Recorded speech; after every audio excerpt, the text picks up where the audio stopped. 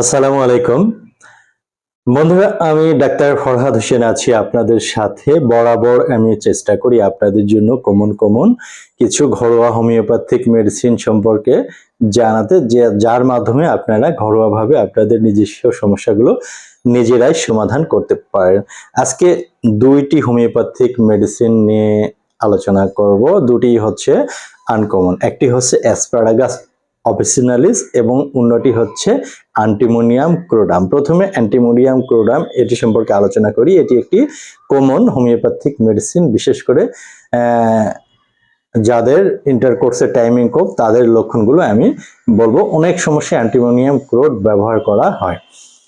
যাদের erectile dysfunction তাদের জন্য কি কি লক্ষণ? অতিরিক্ত খাবারে অলসতা এই ব্যক্তিদের মধ্যে, এবং দিনের পর দিন তাদের যৌন শক্তি দ্রুত বীর্যপাত হইতে থাকে, শক্তি কমতে থাকে। এটি হচ্ছে 1 নম্বর লক্ষণ। 2 নম্বর লক্ষণ হচ্ছে এমন অনুভূতি, কিছু করতে মন চায় না, কোনো কিছুতেই মন সায় দেয় না। এই সমস্ত ব্যক্তিদের জন্য কমন হোমিওপ্যাথিক মেডিসিন। নাম্বার 3, অসার এ যৌন ইচ্ছা বা ইচ্ছা শক্তি থাকে, কিন্তু ইচ্ছা শক্তি এতটাই অসার যে আনভিজিবল, দেখা যায় না বা মন চায় না, এ ধরনের অনুভূতি তাদের মধ্যে। নাম্বার 4, চাপে উত্তেজনা ধরে রাখা যায় না। এই সমস্ত ব্যক্তিদের চাপ এতটাই বেশি যে অন্যদিকে কনসেন্ট্রেশন চলে যায়, উত্তেজনা ধরে রাখতে পারে না। নাম্বার 5, অতিরিক্ত গরমে এবং শক্তিহীনতা লক্ষণে অ্যান্টিমোনিয়াম ক্রোডাম খুবই কমন এবং গুরুত্বপূর্ণ হোমিওপ্যাথিক মেডিসিন। এই 5টি লক্ষণের মধ্যে 3টি লক্ষণ যদি আপনার মধ্যে থাকে, আপনি প্রাথমিকভাবে অ্যান্টিমোনিয়াম ক্রোডকে ঘরোয়া মেডিসিন হিসেবে সিলেক্ট করতে পারেন। Number 2, asparagus officinalis. এই নামটি হয়তো আপনারা আমার ভিডিও যারা রেগুলার দেখে আজকে প্রথম শুনলেন। আমি অ্যাসপারাগাস অফিসিনালিস সম্পর্কে খুব কম তথ্য দিয়েছি বা দিয়েছি বলে আমার মনে হচ্ছে না।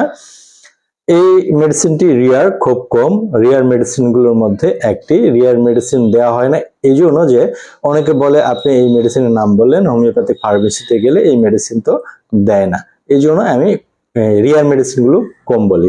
আজকে বললাম অ্যাসপারাগাস অফিসিনালিস সম্পর্কে। এটির প্রথম লক্ষণ হচ্ছে একটানা ক্লান্তি, এবং এই একটানা ক্লান্তির ফলে যাদের যৌন শক্তি কমে যায় তাদের জন্য খুবই ইফেক্টিভ হোমিওপ্যাথিক মেডিসিন হচ্ছে অ্যাসপারাগাস অফিসিনালিস।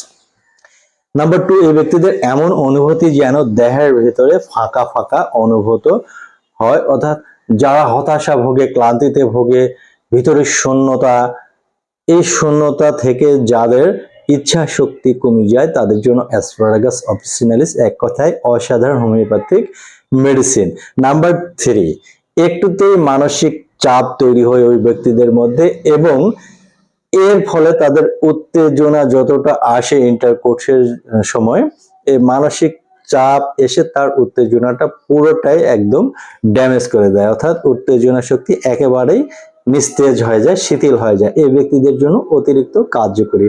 নাম্বার 4, অতিরিক্ত মূত্রপথে জ্বালা, এবং এই জ্বালা অনুভূতি তাদের দিনের পর দিন ইচ্ছা শক্তি দুর্বল করে দেয় এবং তাদের আগ্রহ একেবারে কমে দেয়। নাম্বার 5 এবং শেষ লক্ষণ, এটি মানসিক চাপ কমায়। একটানা ক্লান্তিতে তাদের ভিতরে যে ইচ্ছা শক্তি কম হয়ে যায়, এর ফলে একটা সময়ের এসে তাদের ইন্টারকোর্স করতে গেলে মিলিত হয়েছে, অল্প সময়ের মধ্যে বীর্যপাত হয়ে গেছে। এই লক্ষণটি বা এই কথাটি অনেকের মধ্যে বেশি শোনা যায়। এই সমস্ত ব্যক্তিদের জন্য এক কথায় যদি বলা হয়, অসাধারণ হোমিওপ্যাথিক মেডিসিন। লক্ষণগুলো অবশ্যই থাকতে হবে অ্যাসপারাগাস অফিসিনালিস।